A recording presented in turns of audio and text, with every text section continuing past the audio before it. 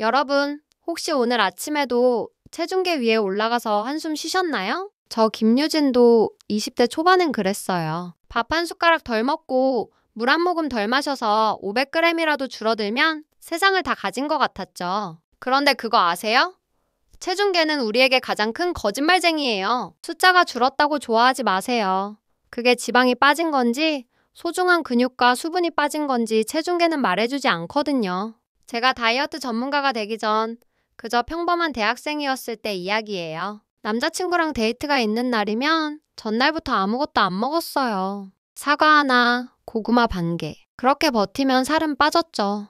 하지만 거울 속에 비친 저는 탄력이라고는 없는 마른 비만이었어요. 기운은 없고 머리카락은 빠지고 조금만 먹어도 바로 요요가 오는 저주받은 몸. 그때 저는 제 몸을 망치고 있었던 거예요. 그러다 우연히 톰 베누토의 책 Burn the Fat, Feed the Muscle을 읽게 됐어요. 보디빌더들의 바이블이라 불리는 이 책은 제 머리를 딩하고 때렸어요. 우리는 살을 빼려고 굶지만 사실 우리 몸은 굶으면 비상사태를 선포하고 지방을 더 꽉 움켜준다는 사실 알고 계셨나요? 지방을 태우려면 오히려 잘 먹어야 한다는 역설.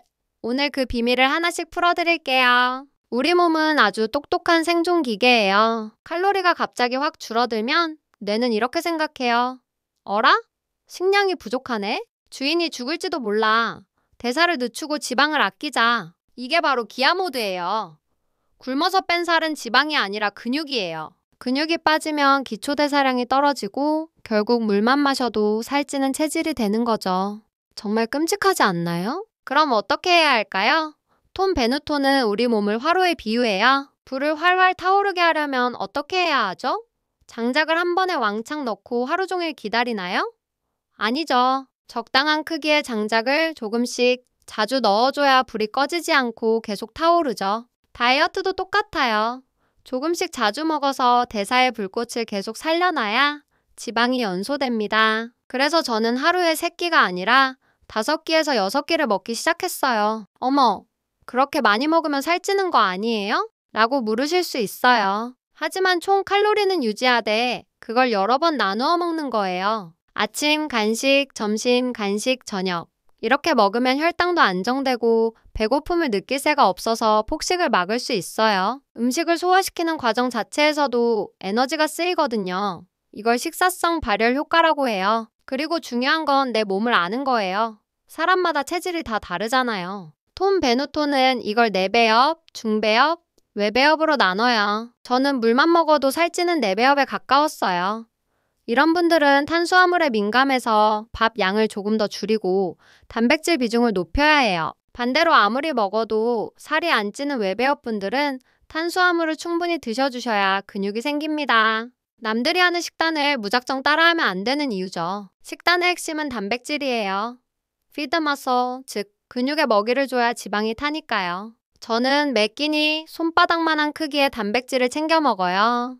닭가슴살이 지겨우면 생선, 두부, 계란, 살코기, 소고기로 바꾸면 돼요. 단백질은 근육을 만드는 재료이기도 하지만 소화되는 데 가장 많은 에너지를 쓰는 영양소이기도 해요. 먹는 것만으로도 칼로리 소모가 된다니 정말 고마운 영양소죠? 탄수화물은 적인가요?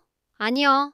연료입니다. 차에 기름이 없으면 못 가듯이 탄수화물이 없으면 운동할 힘이 안 나요. 대신 나쁜 탄수화물인 설탕, 밀가루를 피하고 현미, 고구마, 오트밀 같은 착한 탄수화물을 드세요. 특히 운동 전후에는 탄수화물을 꼭 먹어줘야 근손실을 막을 수 있어요. 저는 저녁 늦게만 탄수화물을 조금 줄이는 전략을 썼어요. 식단만큼 중요한 게 운동이죠. 예전에 저는 러닝머신 위에서 1시간씩 걷기만 했어요. 살은 빠졌지만 몸은 흐물흐물했죠. 톰 베누토는 말해요.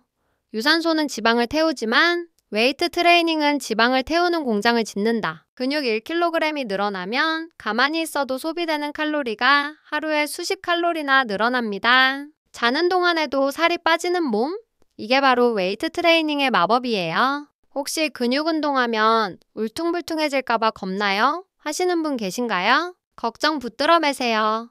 여성은 호르몬 때문에 보디빌더처럼 되기가 정말 힘들어요. 오히려 적당한 근육은 몸의 라인을 잡아주고 탄력 있는 핏을 만들어줘요. 제가 지금 입고 있는 이 청바지, 예전과 몸무게는 비슷한데 사이즈는 2치수나 줄었어요. 이게 바로 지방 부피와 근육 부피의 차이랍니다. 마지막으로 가장 중요한 건 멘탈이에요. 이 책의 첫 장은 운동법이 아니라 목표 설정으로 시작해요. 막연히 살 빼야지가 아니라 구체적으로 상상해야 해요. 저는 매일 아침 거울을 보며 제가 원하는 몸매가 된 모습을 아주 생생하게 상상했어요. 그리고 그 모습을 이루기 위해 오늘 내가 무엇을 먹고 어떻게 운동할지 계획했죠. 마음이 몸을 움직이니까요. 그렇다고 수도승처럼 살라는 건 아니에요. 저도 사람인데 치킨도 먹고 싶고 남자친구랑 맛집도 가야죠. 그래서 저는 90대 10법칙을 지켜요. 일주일 식사의 90%는 건강하게 먹고 10%인 두세 끼 정도는 먹고 싶은 걸 마음껏 먹어요. 이렇게 치팅밀을 가지면 스트레스도 풀리고 오히려 대사를 일시적으로 자극해서 정체기를 뚫는 데 도움이 되기도 해요. 죄책감 갖지 말고 즐겁게 드세요. 물론 저도 힘들 때가 있었어요. 열심히 하는데 체중이 꿈쩍도 안 할 때요. 그때마다 책의 한 구절을 떠올렸어요. 실패는 포기할 때만 확정된다. 몸은 계단식으로 변해요. 변화가 없어 보이는 그 구간이 바로 내 몸이 새로운 체중에 적응하는 중요한 시기예요. 그저 묵묵히 꾸준히 하는 것. 그게 유일한 비결이었어요. 지금은 제 가족들도 저를 따라해요. 배 나온 저희 아버지도 저랑 같이 단백질 챙겨 드시고 산책하시면서 뱃살이 쏙 들어가셨거든요. 남동생도 이제는 헬스장에 다녀요. 제가 변하니까 주변이 변하더라고요. 다이어트는 나를 괴롭히는 게 아니라 나를 사랑하고 내 주변을 건강하게 만드는 가장 멋진 취미가 되었습니다. 자, 정리해 볼게요. 첫째, 절대 굶지 마세요. 조금씩 자주 먹어서 대사에 불을 켜세요. 둘째, 단백질을 꼭 챙기고 탄수화물은 똑똑하게 드세요. 셋째, 유산소만 하지 말고 근력 운동으로 지방 태우는 공장을 지으세요. 그리고 마지막, 명확한 목표를 세우고 꾸준히 하세요.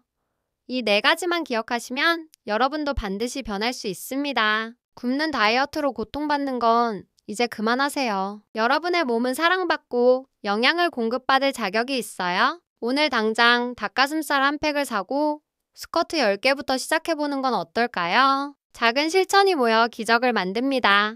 저 김유진이 여러분의 건강한 변화를 진심으로 응원할게요. 이 영상이 도움이 되셨다면 구독과 좋아요 눌러주시고 오늘부터 실천할 다짐을 댓글로 남겨주세요. 여러분의 시작이 더 빛날 수 있도록 함께 할게요. 그럼 안녕.